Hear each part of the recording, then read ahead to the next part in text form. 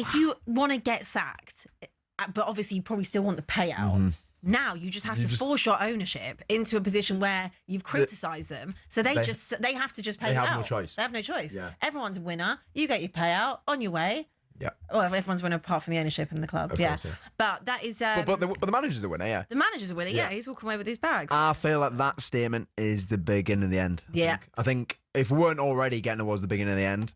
That is very much the start of the end of Ruben Amorim's time at Manchester United. The key thing there for me in that thing was the fact that he said, I am a manager, I agree. not a coach. Yeah. The 40-year-old demanded to be seen as the manager at Old Trafford rather than the head coach, even though the latter is his official title. That's because being appointed by Ineos. Because that was the point. Yeah, because that was the point when he first got appointed. Everyone was like, okay, this is the Manchester United's first head coach of their history, because they specifically said it in the statement.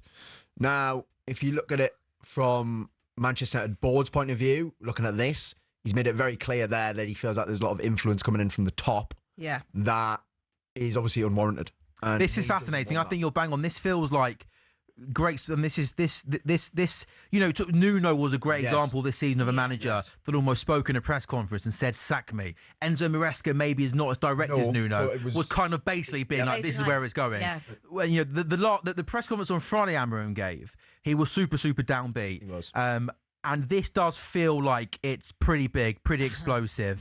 And I came to the manager of Manchester United, not the head coach, and that is clear. I know my name is not Tuchel, it's not Conte, it's not Mourinho, but I'm the manager of Manchester United. So he's clearly not happy with power. No. And I think my guess will be, given that we're in January, I think the main focus will be about targets, and he wants bodies in. If he is going to see the full duration, you do have to back him in that period of time, because otherwise how are you ever going to try and move forward? Yeah. When you specifically hire a manager who is so set in his ways and he plays a certain formation, it's not like they didn't know what they were getting with Ruben Amorim. They know exactly the type of football he plays, the style of play he plays, the formation he plays.